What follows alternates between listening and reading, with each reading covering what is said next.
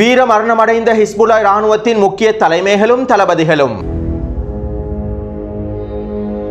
ஆக்கிரமிக்கப்பட்ட வடக்கு பிரதேசத்தின் வான் பரப்பை முழுமையாக மூடிய இஸ்ரேலிய ஆக்கிரமிப்பு. காசாவிலே தொடர்ச்சியான தாக்குதல்களை மேற்கொண்டு வரும் பலஸ்தீனிய போராளிகள். ஈராக்கிய இராணுவ கூட்டமைப்பினதும் யமன் ஹவுதி இராணுவத்தினதும் அதிரடியான தாக்குதல்கள். யுத்த நிறுத்த பேச்சுவார்த்தைகளும் ஐநாவின் கண்டன அறிக்கைகளும். எதிர்ப்பினுடைய சண்டை தொடரும். இஸ்ரேலிய ஆக்கிரமிப்புக்கு எதிரான போர் தொடரும். நிச்சயமாக இஸ்ரேலிய ஆக்கிரமிப்பு எதிரி அழுவான்.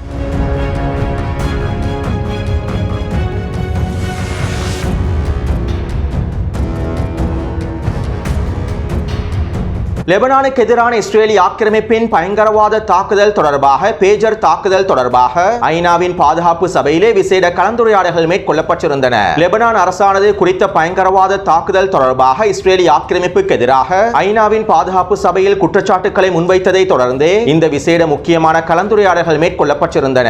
இதன்போது ஐநாவின் மனித உரிமை அமைப்புக்கான தலைவர் இவ்வாறு தெரிவித்திருந்தார். பரவலாக பொதுமக்களால் பயன்படுத்தக்கூடிய பேஜர் சாதனங்களில் வெடிகுண்டுகளை வைத்திருப்பது, வெடிமருந்துகளை வைத்து தாக்குதல்களை மேற்கொண்டிருப்பது ஒரு மிகப்பெரிய போர் குற்றமாகும். பொதுமக்கள் பயன்படுத்தக்கூடிய இந்த பேஜர்களை பயன்படுத்தி மேற்கொண்டிருக்கக்கூடிய வெடிகுண்டு தாக்குதல்கள் தொடர்பாக விரிவான, வெளிப்படையான, சுயாதீனமான விசாரணைகள் மேற்கொள்ளப்பட வேண்டும். இந்த தாக்குதலுக்கு பொறுப்பானவர்கள் பொறுப்பு கூற வேண்டும். அதே போன்று இராணுவத்தினர் யுத்த களத்தில் இருக்கும் போதுதான் அவர்களுக்கு எதிரான தாக்குதல்களை மேற்கொள்ள முடியும். அவர்கள் பொதுமக்களோடு இருக்கும் சந்தர்ப்பத்தில் அவர்களை குறிவைத்து தாக்குதல்களை மேற்கொள்வது சர்வதேச சட்டத்திற்கு முரணானதாகும். மேலும் பிராந்தியத்திலே போர் பதற்றத்தினை தவிர்ப்பதற்காக நாங்கள் அனைவரும் ஒன்றிணைந்து வேலை திட்டங்களை முன்னெடுக்க வேண்டும் என்றும் ஐநாவின் மனித உரிமை ஆணையாளர் குறிப்பிட்டுள்ளார். அத்தோடு இஸ்ரேலிய ஆக்கிரமிப்புக்கும் ஹமாஸுக்கும் ஹிஸ்புல்லாவுக்கும் இடையிலே நடைபெற்று வரக்கூடிய இந்த போரானது இதே பாதையிலேயே தொடர்ந்து பயணிக்குமாக இருந்தால் இதன் விளைவுகள் பிராந்தியத்திலே மிகப்பெரிய பாரதூரமான தாக்கத்தினை ஏற்படுத்தி விடும் என்றும், ஒரு மிகப்பெரிய பிராந்திய போர் ஒன்று ஏற்படுவதற்கான வாய்ப்புகள் அதிகமாகவே இருக்கின்றது என்றும் ஐநாவின் அரசியல் விவகார தலைவர் தெரிவித்துள்ளார். இதே போன்று ஐநாவின் குறித்த கலந்துரையாடலின் போது ரஷ்யா, சீனா, ஈரான் ஆகிய நாடுகள் இஸ்ரேலிய ஆக்கிரமிப்புக்கு எதிரான கண்டனங்களை தெரிவித்திருந்தார்கள். அது மட்டுமல்ல, இஸ்ரேலிய ஆக்கிரமிப்பின் இந்த போர்க்குற்றங்களுக்கு தகுந்த தண்டனை வழங்கப்பட வேண்டும் என்றும், பிராந்திய பதற்றத்தினை பாதுகாப்பதற்காக அடுத்த கட்ட வேலை திட்டங்களை அவசரமாக மேற்கொள்ள வேண்டும் என்றும் சீனா மற்றும் ரஷ்யா போன்ற நாடுகள் கோரிக்கை விடுத்திருந்தன. அத்தோடு ஐநாவின் பாதுகாப்பு சபையிலே விசேட அமர்வுகள், கலந்துரையாடல்கள் மேற்கொள்ளப்பட்டிருந்தாலும் ஐநாவின் பாதுகாப்பு சபையினால் இஸ்ரேலிய ஆக்கிரமிப்புக்கு எதிராக எந்தவிதமான தீர்மானத்தையும் எடுக்க முடியாது. உலக அமைதிக்காக அமைக்கப்பட்டிருக்கக்கூடிய சபை என ஐக்கிய நாடுகள் சபையினை கூறிக்கொண்டாலும் கடந்த ஒரு வருடமாக காசாவின் யுத்த களத்திலே இஸ்ரேலிய ஆக்கிரமிப்பின் இனப்படுகொலை தாக்குதல்களை கூட அவர்களால் தடுத்து நிறுத்த முடியவில்லை. 41,000க்கும் அதிகமான பலஸ்தீனிய பெண்களும் குழந்தைகளும் இனப்படுகொலை செய்யப்பட்டிருக்கக்கூடிய நிலைமையில் உலக அமைதிக்காக உருவாக்கப்பட்டிருக்கக்கூடிய ஐக்கிய நாடுகள் சபை இஸ்ரேலிய ஆக்கிரமிப்புக்கு எதிராக எந்தவிதமான தீர்மானங்களையும் எடுக்கவில்லை. அமெரிக்காவினதும் மேற்குலக நாடுகளினதும் கைபொம்மையாக இருக்கக்கூடிய ஐக்கிய நாடுகள் சபையினால் இதற்கு பிறகு உலக அமைதியை பாதுகாப்பதற்கான எந்தவிதமான தீர்மானங்களையும் எடுக்க முடியாது. ஒரு புறம் அரபு நாடுகள் மௌனமாக இருந்து கொண்டு கண்டன அறிக்கைகளை மாத்திரம் வெளியிடுகின்றன.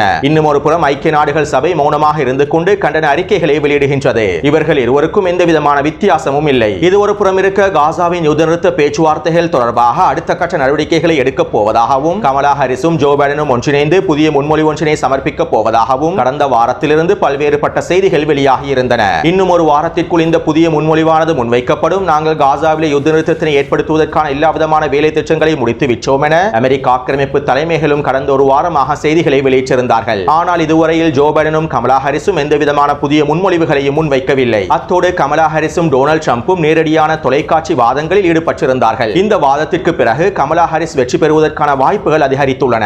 இதனால் காசாவின் யுத்த களத்திலே யுத்த நிறுத்தத்தினை ஏற்படுத்தாமலேயே அமெரிக்க ஜனாதிபதி தேர்தலில் வெற்றி பெற முடியும் என்கின்ற கணிப்பீடுகளையும் கமலா ஹாரிஸ் தரப்பினர் பெற்றுக் கொண்டுள்ளார்கள். இதனால் தான் தற்போது காசாவின் யுத்த நிறுத்த பேச்சுவார்த்தைகள் தொடர்பான எந்தவிதமான கருத்துக்களும் வெளியிடப்படுவதில்லை. அத்தோடு அடுத்த வருடம் ஜனவரி மாதம் வரையில் காசாவிலே யுத்த நிறுத்தத்தினை ஏற்படுத்துவதற்கான எந்தவிதமான சாத்தியக்கூறுகளும் தென்படவில்லை என அமெரிக்க ஆக்கிரமிப்பு பாதுகாப்பு சபையினுடைய தலைமைகள் அமெரிக்க ஊடகங்களிடம் குறிப்பிட்டுள்ளார்கள். சுருக்கமாக குறிப்பிடுவதாக இருந்தால் காசாவின் யுத்த நிறுத்த பேச்சுவார்த்தைகள் அடுத்த வருடம் வரையில் தள்ளி போடப்பட்டுள்ளன. அமெரிக்க ஆக்கிரமிப்பு நெட்டன்யாஹுவுக்கும் எந்த விதமான அழுத்தங்களையும் வழங்கவில்லை. அது மட்டுமல்லாமல் லெபனானுக்கு எதிரான முழுநீள போரொன்றினை ஆரம்பிப்பதற்கும் அமெரிக்க நிர்வாகம் அனுமதி வழங்கியிருப்பதாக தெரிவிக்கப்படுகின்றது. இப்படியான நிலைமையில் மறுபுறம் டொனால்ட் ட்ரம்ப் பலஸ்தீனிய மக்களுடைய இரத்தத்தினை வைத்தே தன்னுடைய தேர்தல் பிரச்சாரங்களை மேற்கொண்டு வருகின்றார். நான் ஜனாதிபதியாக பதவியேற்றால் மாத்திரம்தான் இஸ்ரேலிய ஆக்கிரமிப்பினை பாதுகாக்க முடியும், யூதர்களை முழுமையாக பாதுகாக்க முடியும், முடியும். எனவே அமெரிக்காவில் இருக்கக்கூடிய அனைத்து யூதர்களும் எனக்கு தான் வாக்களிக்க வேண்டும் என டொனால்ட் ட்ரம்ப் வெளிப்படையான கருத்துக்களையும் வெளியிட்டு தேர்தல் பிரச்சாரங்களை மேற்கொண்டு வருகின்றார். எனவே இது எவ்வாறு இருப்பினும் கமலா ஹாரிஸ் பதவியேற்றாலும் டொனால்ட் ட்ரம்ப் பதவியேற்றாலும் இஸ்ரேலிய ஆக்கிரமிப்பினுடைய இனப்படுகொலைகளுக்கு முழுமையான ஆதரவினை வழங்குவார்கள். அது மட்டுமல்லாமல் காசாவின் யுத்தகலமானது தொடரத்தான் போகின்றது. இந்த போரானது சங்கிலி தொடராக தொடரப் போகின்றது. மேலும் இந்த போரானது ஒரு மிகப்பெரிய மத்திய கிழக்கு போரொன்றையும் ஆரம்பிக்க போகின்றது.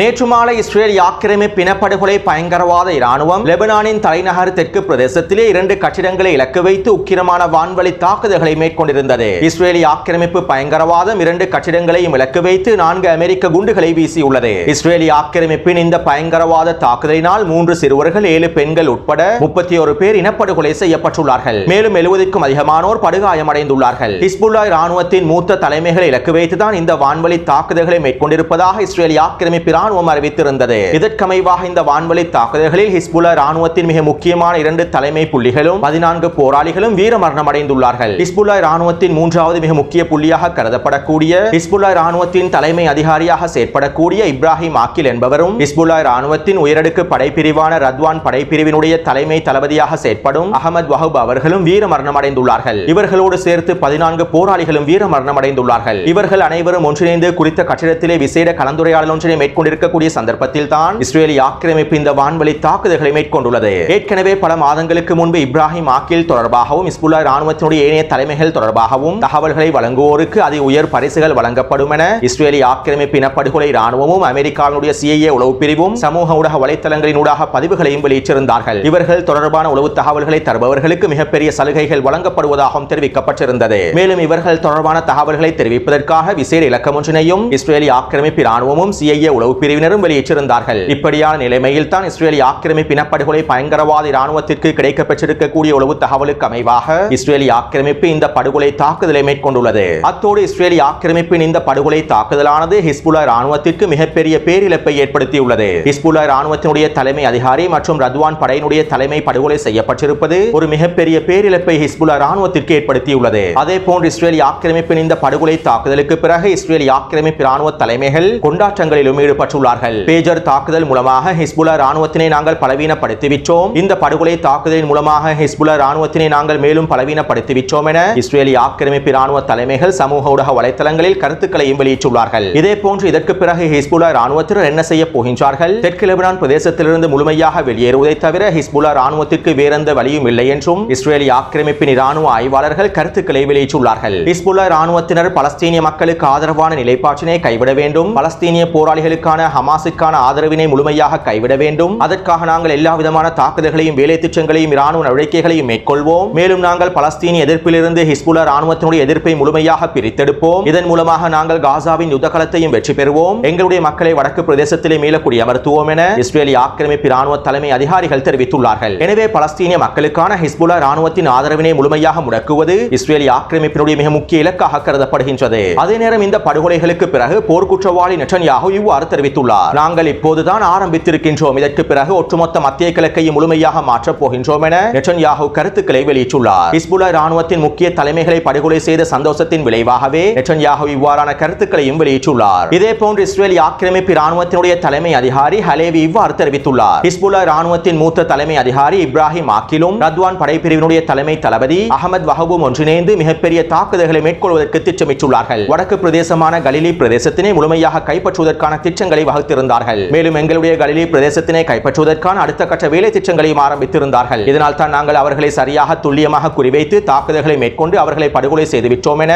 இஸ்ரேலிய ஆக்கிரமிப்பு இனப்படுகொலை பயங்கரவாத தலைமை அதிகாரி தெரிவித்துள்ளார். உண்மையிலேயே இஸ்ரேலிய ஆக்கிரமிப்பின் இந்த படுகொலை தாக்குதலானது ஹிஸ்புல்லா ராணுவத்திற்கு ஒரு பேரிழப்பை ஏற்படுத்தியுள்ளது. ஆனால் தலைவர்களின் படுகொலைகளினால் யுத்த களத்திலே எந்தவிதமான மாற்றமும் ஏற்படுத்தப்பட போவதில்லை. கடந்த பல தசாப்தங்களாக காசாவின் யுத்த களத்தில் பல தலைவர்கள் படுகொலை செய்யப்பட்டுள்ளார்கள். இந்த தலைவர்களுடைய படுகொலை பேரிழப்பாக இருந்தாலும் யுத்த களத்திலே எந்த விதமான மாற்றமும் ஏற்பட்டிருக்கவில்லை. ஒரு தலைவருடைய படுகொலைக்கு பின்பு 10 தலைவர்கள் உருவாகி இருந்தார்கள். இதே போன்றுதான் கடந்த 4 தசாப்தங்களாக லெபனானிலும் தலைவர்கள் படுகொலை செய்யப்பட்டுள்ளார்கள். இவ்வாறான படுகொலைகளுக்கு பின்னால் மிகப்பெரிய தலைமைகள் உருவாகியுள்ளார்கள். எனவே இன்று இஸ்ரேலிய ஆக்கிரமிப்பு தலைமைகள் சிரிக்கலாம், கொண்டாடலாம். ஆனால் ஒருபொழுதும் இஸ்ரேலிய ஆக்கிரமிப்பு பயங்கரவாதத்தினால் எந்த விதமான வெற்றி இலக்கையும் அடைந்து கொள்ள முடியாது என்பதனே யதார்த்தமானதாகும். அடுத்து தற்போதைய பேரிழப்புகளில் இருந்தும் சூழ்நிலைகளில் இருந்தும் ஹிஸ்புல்லா ராணுவத்தினர் விளைவாக தலை உயர்த்தி விடுவார்கள். அதற்கான எல்லா எல்லாவிதமான திறன்களும் ஹிஸ்புல்லா ராணுவத்திடம் காணப்படுகின்றன. அது மட்டுமல்லாமல் தற்போதைய நிலைமையிலே ஹிஸ்புல்லா ராணுவத்தினர் அவர்களுடைய தாக்குதல் திட்டங்களில் மாற்றங்களை ஏற்படுத்த வேண்டும். கடந்த 11 மாதமாக மேற்கொள்ளப்பட்டு வந்த தாக்குதல்களை போலல்லாமல் இதற்கு பிறகு மேற்கொள்ளக்கூடிய தாக்குதல் திட்டங்களும் யுத்த தந்திரங்களும் முழுமையாக மாற்றி அமைக்கப்பட வேண்டும். இஸ்ரேலிய ஆக்கிரமிப்புக்கு உச்ச வலியை ஏற்படுத்தக்கூடிய தாக்குதல்களை மேற்கொள்ள வேண்டும். இஸ்ரேலிய ஆக்கிரமிப்பு ராணுவம் தெரித்து ஓடக்கூடிய தாக்குதல்களை மேற்கொள்ள வேண்டும். இந்த சந்தர்ப்பத்தினை சாதகமாக பயன்படுத்தி ஹிஸ்புல்லா ராணுவத்தினர் அடுத்த கட்ட விரிவாக்கத்தினை ஆரம்பிப்பது ஒரு மிகப்பெரிய புரட்சியை ஏற்படுத்தக்கூடிய செயலாகவே அமையும். அடுத்து PAJ அமைப்பினுடைய அரசியல் குழு உறுப்பினர் அபு சஹீன் அவர்கள் இவ்வாறு தெரிவித்துள்ளார். இஸ்ரேலிய ஆக்கிரமிப்பு எதிரியின் அச்சுறுத்தல்களுக்கு எதிராக நாங்கள் லெபனானுடன் நிற்கின்றோம். நாங்களும் அதே போரில் தான் நிற்கின்றோம். இஸ்ரேலிய ஆக்கிரமிப்பு எதிரி ஒரு போர் முனையில் இருந்து மற்றொரு போர் முனைக்கு மாறி என்ன செய்வதென்று தெரியாமல் இனப்படுகொலை தாக்குதல்களை மேற்கொண்டு வருகின்றது. எனவே தற்போது எதிர்ப்புக்கு வேறு வழி இல்லை.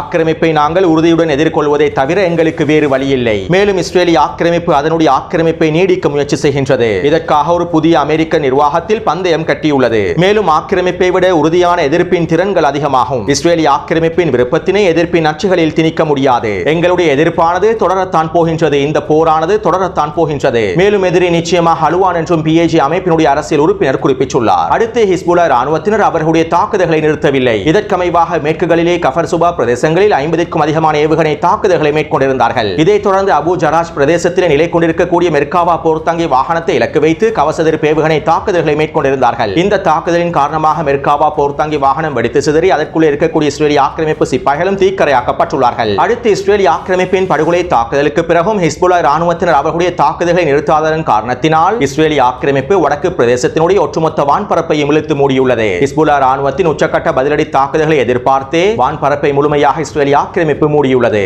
அதே போன்று மத்திய கிழக்கு பிராந்தியத்திலே அமெரிக்காவின் போர்க்கப்பல்களும் இஸ்ரேலிய ஆக்கிரமிப்புக்கான முழுமையான பாதுகாப்பை வழங்குவதாக உறுதியளித்துள்ளது. அத்தோடு ரஷ்ய வெளியுறவுத்துறை அமைச்சர் இவ்வாறு தெரிவித்துள்ளார். ஹிஸ்புல்லா ராணுவத்திடம் இருக்கக்கூடிய திறன்களுடன் ஒப்பிடுகையில் அவர்கள் மிகவும் நிதானமாகவும் பொறுமையாகவும் இருக்கின்றார்கள். ஆனால் இஸ்ரேலிய ஆக்கிரமிப்பு அவர்களை தூண்ட முயற்சி செய்கின்றது. மேலும் இறுதியிலே இதுதான் நடைபெறப் போகின்றது என்றும் ரஷ்யாவுடைய வெளியுறவுத்துறை அமைச்சர் தெரிவித்துள்ளார். அதே போன்று ஹிஸ்புல்லா ராணுவத்தின் தலைமைகளை படுகொலை செய்வதன் மூலமாக இஸ்ரேலிய ஆக்கிரமிப்பு மிகப்பெரிய படுகொலையை நோக்கி நகர்ந்து கொண்டிருக்கின்றது என்றும் இஸ்ரேலிய ஆக்கிரமிப்பின் இலக்குகளை அடைவதற்கு நாங்கள் ஒருபொழுதும் விட மாட்டோம் என்றும் ஈரானின் வெளியுறவுத்துறை அமைச்சரும் கருத்துக்களை வெளியிட்டுள்ளார். அடுத்து இந்த படுகொலை தாக்குதலுக்கு பிறகு ஈராக்கிய ராணுவ கூட்டமைப்பினர் அமெரிக்க ஆக்கிரமிப்பின் ஐன் அல் அசத் விமான தளத்தினை இலக்கு வைத்து அதிரடியான ஏவுகணை தாக்குதல்களையும் ட்ரோன் தாக்குதல்களையும் மேற்கொண்டுள்ளார்கள். இந்த தாக்குதலினால் அமெரிக்க தளத்திலே பாரிய வெடிப்புகள் ஏற்பட்டிருப்பதாகவும் ஈராக்கிய ஊடகங்கள் குறிப்பிட்டுள்ளன. அதே போன்று யமன் ஹவுதி ராணுவத்தினரும் செங்கடல் பிரதேசத்திலே சரக்கு கப்பல் ஒன்றினை இலக்கு வைத்து அதிரடியான ஏவுகணை தாக்குதல்களையும் ட்ரோன் தாக்குதல்களையும் மேற்கொண்டுள்ளார்கள். மேலும் இந்த தாக்குதலின் மூலமாக குறித்த சரக்கு கப்பலானது முழுமையாக பின்வாங்கி இருப்பதாகவும் தெரிவிக்கப்படுகின்றது.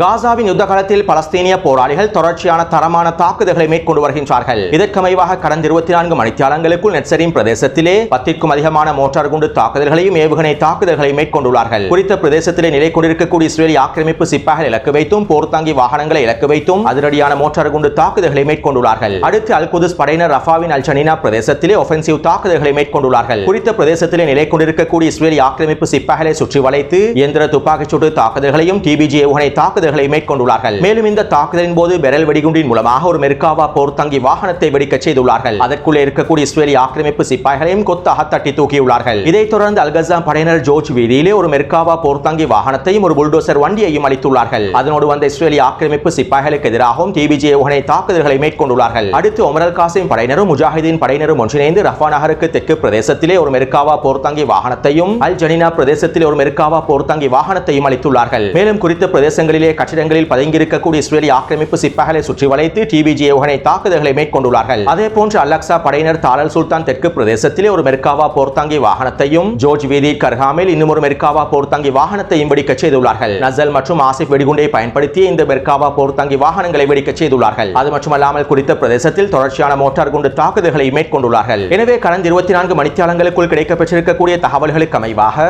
6 மெர்காவா போர்த்தாங்கி வாகனங்களும் ஒரு புல்டோசர் வண்டியும் அளிக்கப்பட்டுள்ளன. 15க்கும் அதிகமான இஸ்ரேலிய ஆக்கிரமிப்பு சிப்பாய்கள் அளிக்கப்பட்டுள்ளார்கள். எனவே இந்த காணொலி தொடர்பான கருத்துக்களை பதிவிடுங்கள். தொடர்ந்தும் என்னுடன் இணைந்திருங்கள். நன்றி, வணக்கம்.